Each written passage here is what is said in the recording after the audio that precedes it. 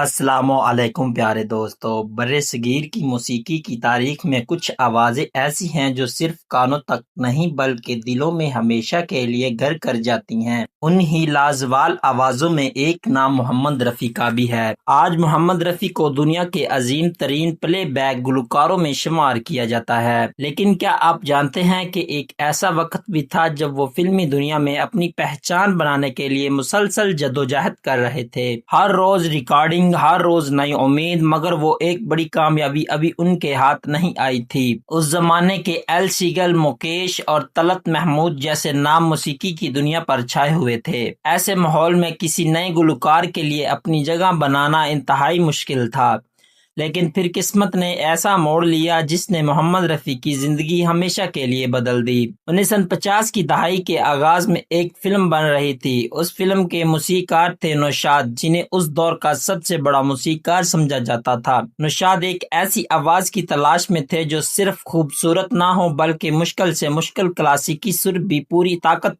اعتماد اور جذبات کے ساتھ ادا کر سکے۔ کئی آوازیں سننے کے بعد ان کی نظر محمد رفیع پر جا کر ٹھہری۔ دوستو، کہا جاتا ہے کہ جب گانے کی ریہرسل شروع ہوئی تو وہاں موجود کئی لوگوں کو یقین نہیں تھا کہ اتنے بلند اور مشکل سر کو کوئی گلوکار آسانی سے گا سکے گا، مگر جیسے ہی محمد رفیع نے مائک کے سامنے کھڑے ہو کر گانا شروع کیا، پورا اسٹوڈیو خاموش ہو گیا۔ ہر مصرع پہلے سے زیادہ طاقتور، ہر سر پہلے سے زیادہ بلند اور ہر لفظ پہلے سے زیادہ دل میں اترتا جا رہا تھا۔ ریکارڈنگ ختم ہوئی تو چند لمحوں تک کمرے میں خاموشی رہی، پھر سب نے کھڑے ہو کر ان کی تعریف کی۔ یہ صرف ایک گانا نہیں تھا بلکہ ایک نئے دور کا آغاز تھا۔ جب فلم ریلیز ہوئی تو اس کے گانے لوگوں کی زبان پر چڑھ گئے۔ ریڈیو اسٹیشنوں پر بار بار یہی نغمہ نشر ہونے لگا۔ سینما گھروں میں لوگ فلم ختم ہونے کے بعد بھی اس کی دھن گنگناتے رہتے تھے۔ ہر طرف صرف ایک ہی آواز کا چرچا تھا، محمد رفیع۔ اس ایک کی کامیابی نے موسیقاروں کی سوچ بدل دی۔ اب انہیں احساس ہو چکا تھا کہ محمد رفیع صرف رومانوی گیت ہی نہیں بلکہ کلاسیکی، جذباتی، قومی، روحانی اور قوالی جیسے مشکل انداز بھی یکساں مہارت سے گا سکتے ہیں۔ یہی وہ خوبی تھی جس نے انہیں دوسرے تمام گلوکاروں سے منفرد بنا دیا۔ اس کامیابی کے بعد بڑے بڑے موسیقار ان کے ساتھ کام کرنے کے لیے بے تاب رہنے لگے۔ فلم ساز چاہتے تھے کہ ان کی فلم میں کم از کم ایک گانا محمد رفیع کی آواز میں ضرور ہو۔ چند ہی برسوں میں وہ ہندوستان کے سب سے زیادہ مصروف اور مقبول پلے بیک سنگر بن گئے۔ ان کی آواز ہر دلیپ کمار، دیوانند، شمی کپور، راجندر کمار، دھرمیندر، جتیندر اور بعد میں رشی کپور سمیت بے شمار اداکاروں نے لب ہلائے۔ دوستو، شاید آپ کو یہ جان کر حیرت ہو کہ محمد رفیع نے اپنے کیریئر میں ہزاروں گانے مختلف زبانوں میں ریکارڈنگ کیے۔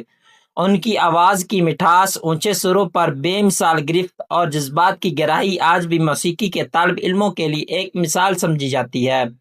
لیکن سوال یہ ہے کہ وہ کون سی فلم تھی جس نے محمد رفیع کی قسمت بدل دی، اور وہ کون سا گانا تھا جس نے انہیں راتوں رات گھر کی آواز بنا دیا؟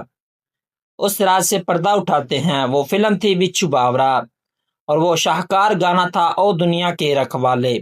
اس گانے میں محمد رفیع نے جس طاقت، احساس اور کلاسیکی مہارت کا مظاہرہ کیا، اس نے نہ صرف سامعین کو حیران کر دیا بلکہ موسیقی کے بڑے بڑے ماہرین کو بھی ان کا مترادف بنا دیا۔